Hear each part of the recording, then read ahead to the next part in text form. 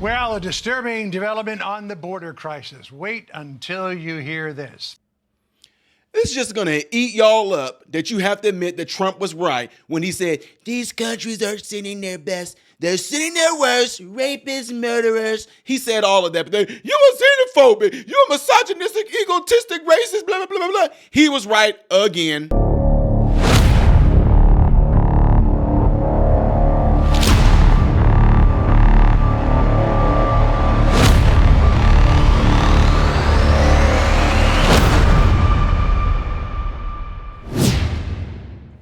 How are you guys doing? I hope y'all are all doing well. Welcome to my channel, Modern Renaissance Man. I am Ty Smith. I really do appreciate you guys taking time out of your day to view this content. If you do enjoy this content, click that right there for enjoying this content. But what this does, it keeps my channel recommended to you, and it keeps my content consistently recommended to you, in theory, according to YouTube.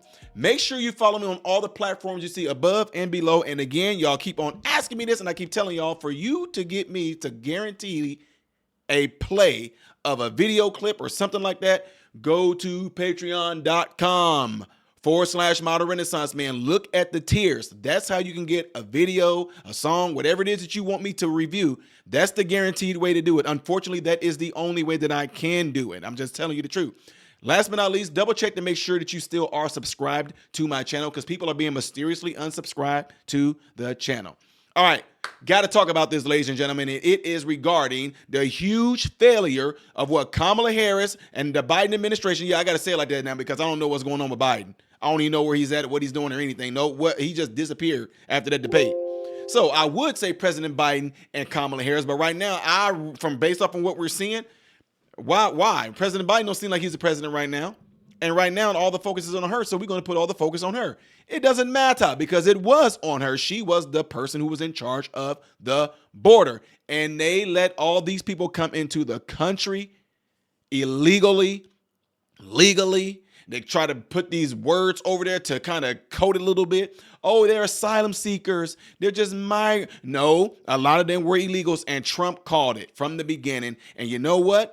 What you guys are getting ready to hear is not going to be a surprise, surprise. No, it's not. It's not at all. But it is like a aha in your face. But I'll wait till after y'all watch this. Well, a disturbing development on the border crisis. Wait until you hear this. The Director of Immigration and Customs Enforcement confirms that more than 13,000 illegal immigrants convicted of murder have been caught at the border and then released into the United States. The letter here tells the tale. Hello, I'm John Roberts in Washington. You believe this, Sandra? Which means they are here, and this is just an unbelievable development. I'm Sandra Smith in New York. Good to be with you, John. This is America Reports. Let's get right to Bill Malugin. He's got this news for us. He's live out of Douglas, Arizona right now, where Vice President Kamala Harris is set to visit later this afternoon. Bill, the details of this news, what do you have? Yeah, and Sandra, bear with me. We just got these numbers moments ago, but it's a jaw dropper to say the least. So to set the stage here, let me just explain what these numbers mean. ICE has something called a non-detained docket. Essentially what that is it means migrants who were encountered by DHS but are no longer in federal custody. So who's on this non-detained docket? It's illegal immigrants who were caught and released at the border, released with the court date years away. They're in immigration proceedings, combined with illegal immigrants who have already been ordered, deported from the country by a judge, but are still here roaming the country. So keep that in mind, this non-detained docket.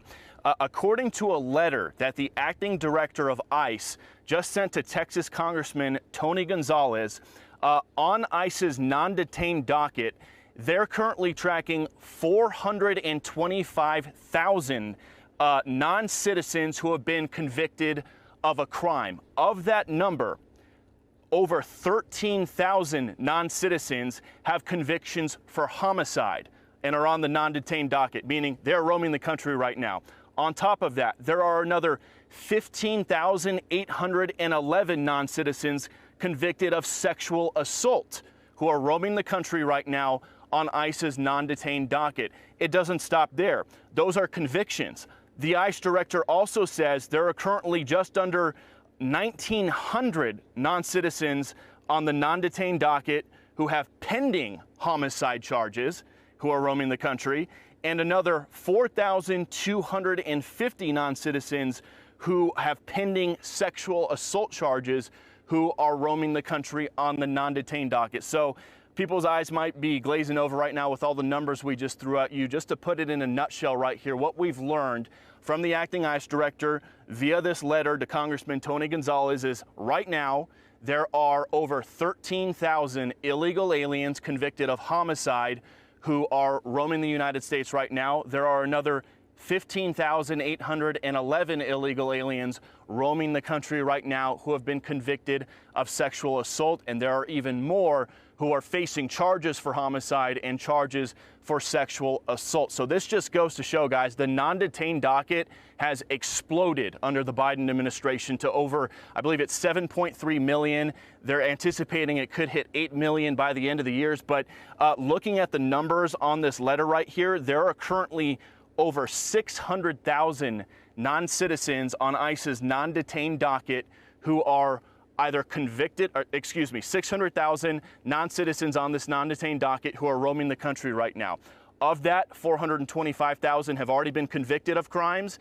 222,000 are pending crimes. And again, the most serious crimes we just told you about, over 13,000 convicted of homicide, over 15,000 convicted of sexual assault. And honestly, that is not a surprise to hear given these horrible headlines we keep seeing popping up in multiple parts of the country almost every day now of a horrible sexual assault or a murder or another violent felony committed by an illegal alien who is often caught and released from custody. And the jaw dropper here too, guys, is all these numbers we just rattled off, they don't even account for the nearly 2 million gotaways who have crossed our border under the Biden administration. Those almost 2 million gotaways, they were never encountered by DHS. They snuck in, they were never caught by Border Patrol, they were never encountered by ICE.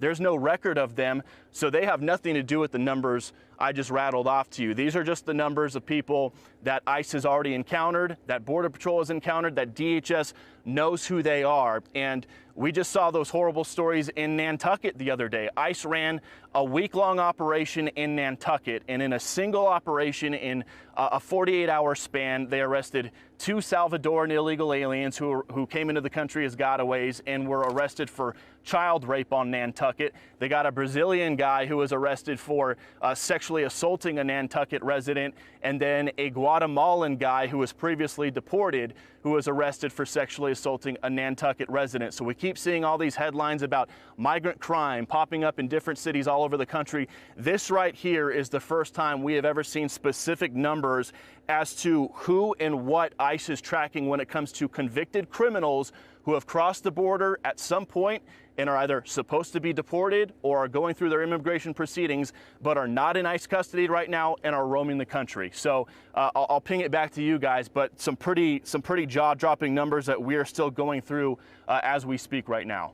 So, Bill, this letter that was sent from the acting director of ICE to Congressman Tony Gonzalez of Texas, it responds to an inquiry that Gonzalez sent him back in March. I just talked to Gonzalez a moment ago, and he's going to be joining us at the top of our next hour. He's surprised that he ever heard back at all. But what's interesting is in this letter, the acting director says, quote, ICE recognizes that some jurisdictions are concerned that cooperating with federal immigration officials will erode trust with immigrant communities and make it harder for law enforcement to serve those populations.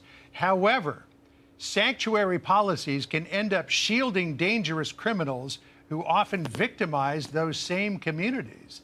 I mean, that would appear to be, from the acting director of ICE, a tacit acknowledgement here that sanctuary policies are endangering the public. 100%. And I talk to a lot of ICE contacts pretty much every single day, and that is their biggest frustration is all over the country there are these jurisdictions who simply will not cooperate with them, no matter how heinous the crime is. I mean, the Boston ICE office is arresting child rapists and these horrific sexual assaulters, and these local jurisdictions, ICE will put a detainer on them and basically say, hey, please hold them in custody, we'll send our guys and we'll pick them up. That way they don't get back into the community. The locals ignore ICE, ignore their detainers, and just release them back onto the streets, sometimes with a tiny bond, a few $1,000s for a child rape or an aggravated sexual assault. It makes ICE want to pull their hair out. And you did see that in the ICE director's letter. It is a head nod that, hey, we got to deal with a lot of sanctuary jurisdictions who will not cooperate with us for any reason. And when Kamala Harris visits the border today, if she takes any questions, I'm hoping she does. One of the things I'm hoping to ask her is, back in 2019, she campaigned for president as saying she wants to get rid of all ICE detainers, saying they tear families apart. You know, one of the biggest things we hear from ICE is there's this misconception about them that they're kicking in doors of grandmas and little kids and going after people who are just working and here for a better life.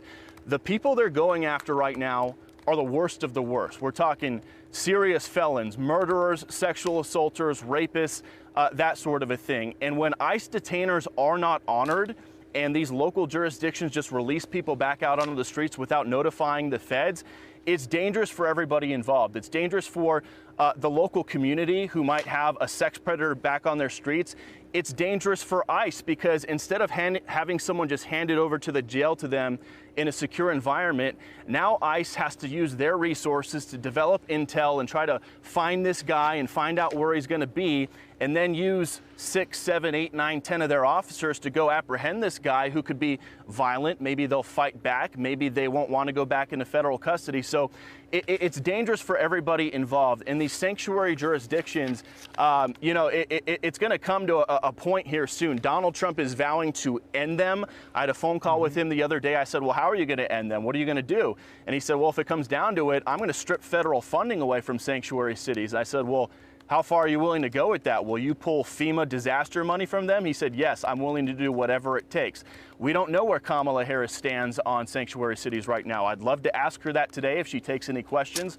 We'll find out later. But her running mate, Tim Walz, has advocated for pushing to have Minnesota become a sanctuary state in the past. So these are questions that Kamala Harris's campaign will have to answer about where she stands on sanctuary jurisdictions, detainers. She pledged to get rid of ICE detainers back in 2019. Where does she stand on that now? Has she flip-flopped on that like she has on some of her other border positions? Hopefully we get the chance to ask that, John. All right, well, we're looking forward to that in the moments ahead. But just to recap the breaking news, 13,000, more than 13,000 convicted criminals across the border illegally have been convicted murderers. Yes. Open wound.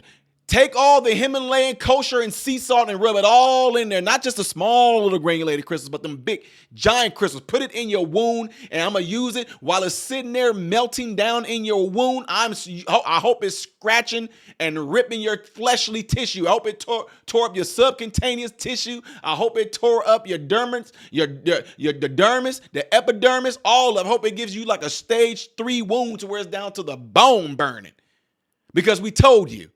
Trump told you, but oh no, he's racist. He's a xenophobic. Y'all did all of that. And look what happened. Terrorists, we knew it. We knew it's only a matter of time that these people who most likely, a lot of them are completely and strategically organized, that they might try to carry something out in the U.S. And all y'all gonna say now the next thing gonna be, we got a war on terror again. War on terror, war on terror, war on terror.